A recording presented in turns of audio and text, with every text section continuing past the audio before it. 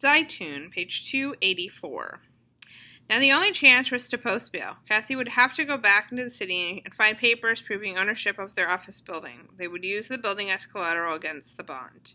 Adnan insisted he drive Kathy into the city. They took I-10 and exited at Carrollton. Immediately they were struck by the smell. It was so many things.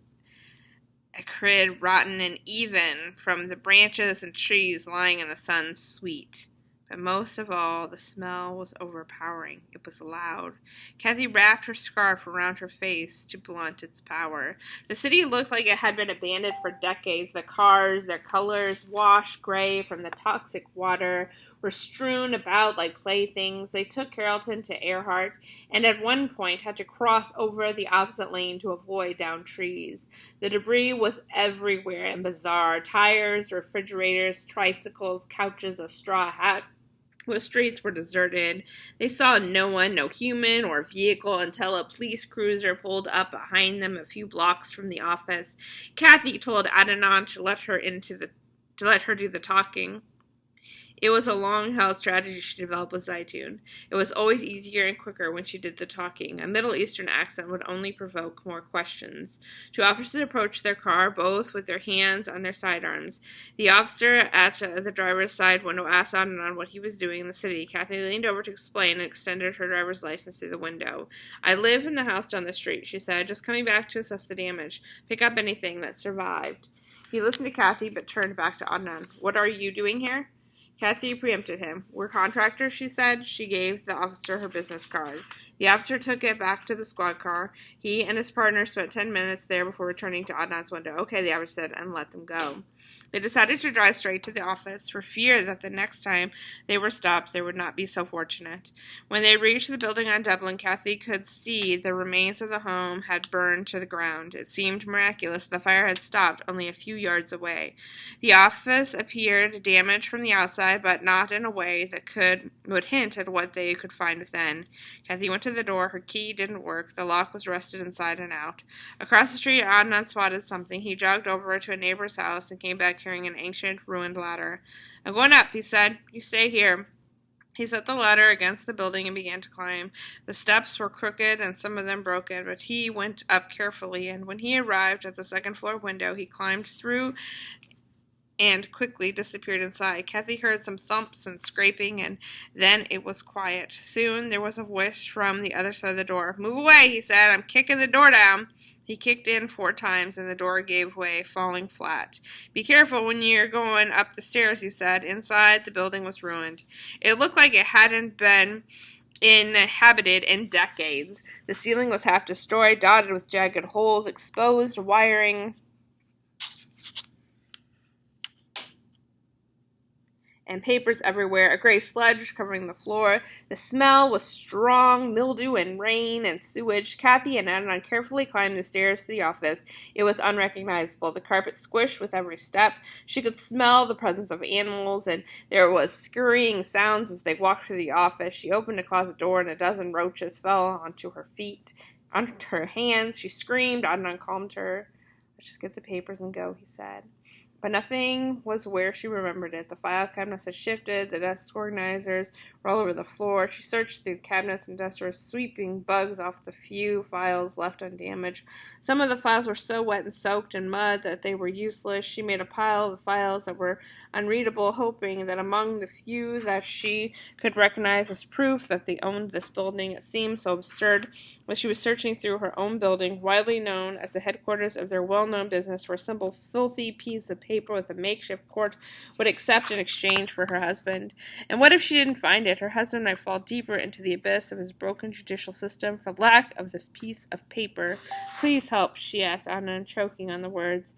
They searched for an hour. They opened every drawer and every file until she thought they were simply examining the same few undamaged files they already read repeatedly. But finally, in a drawer she was sure contained nothing of value, she found it. The act of sale for 3015 Dublin. She was on her knees, her abaya filthy, and she held it in her hands and cried. She sat back and shook. "This better work," she said.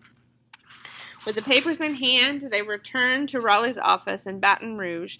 Raleigh prepared the paperwork and faxed over to the bondsman. The bondsman confirmed that he had received it and that the bond had been paid. Raleigh called Hunt to confirm that all the paperwork had gone through for the surety bond. He was told that they had the paperwork, but that the office had closed early. It was 3 p.m. Zeitoun would have to spend another night at Hunt. Thursday, September 29th. In the morning, Kathy and Edna drove to the prison, arriving before 8. They went into the office and were told Zeitoun would be released that day. They waited in the same room where Zeitoun's friends had gathered 2 days earlier. They waited until 11, no word, 12, nothing. It wasn't until 1 o'clock that they were given notice that he would be released any moment. Kathy was told to wait for him outside. A bus would be dropping him off at the gate. Zeitoun was in his cell praying. In the name of God, the most beneficent, the most merciful, praise be to God, the Lord of the heavens and the earth, the most beneficent, the most merciful, master of the day of judgment. Zeitoun, a guard was calling to him. The guard can wait, Zeitoun thought. He had no idea that Kathy was at the prison, and his release was imminent. He continued his prayer. You alone we worship, and you alone we ask for help. Guide us to the straight way, the way of those whom you have blessed, not of those who have deserved anger, nor of those who are astray. Zeitoun! Now the guard was at his cell, yelling through the bars, Get ready!